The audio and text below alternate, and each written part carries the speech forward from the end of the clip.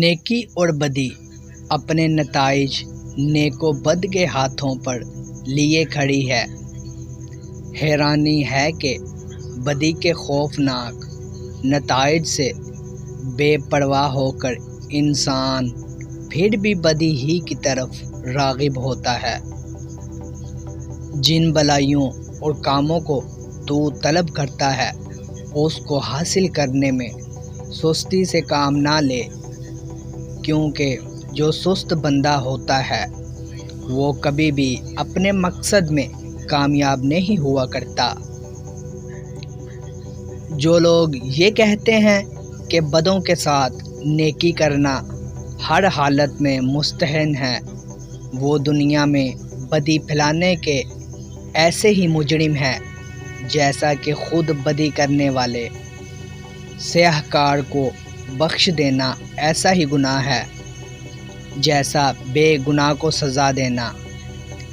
نیک بندوں کے دلوں میں برے خیالات بھی آتے ہیں، لیکن وہ صرف کچھ دیر ہی رہتے ہیں، پھر وہ ایک آندھی کی طرف چلے جاتے ہیں۔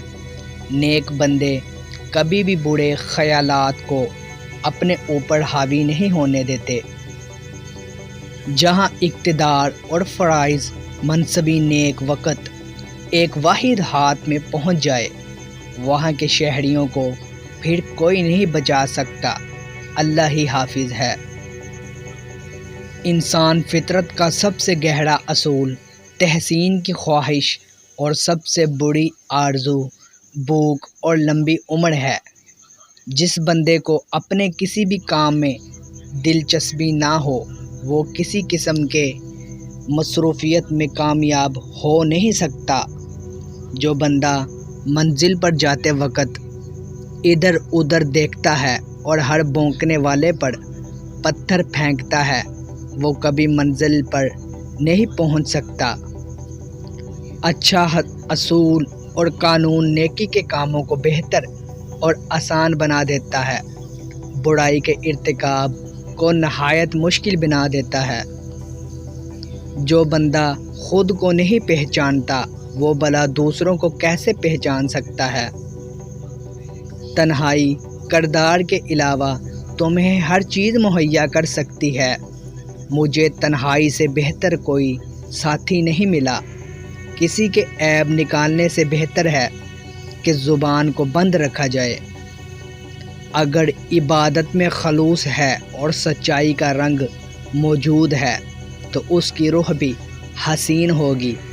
دعا جیسا اندرونی سہارا نہ ہو تو ان حالتوں میں جب ہمارا نفس اجتماعی ناکام ہو کر ہمارا ساتھ چھوڑ دیتا ہے، دنیا بہت سارے لوگوں کے لیے تو جہنم کا نظارہ پیش کرے۔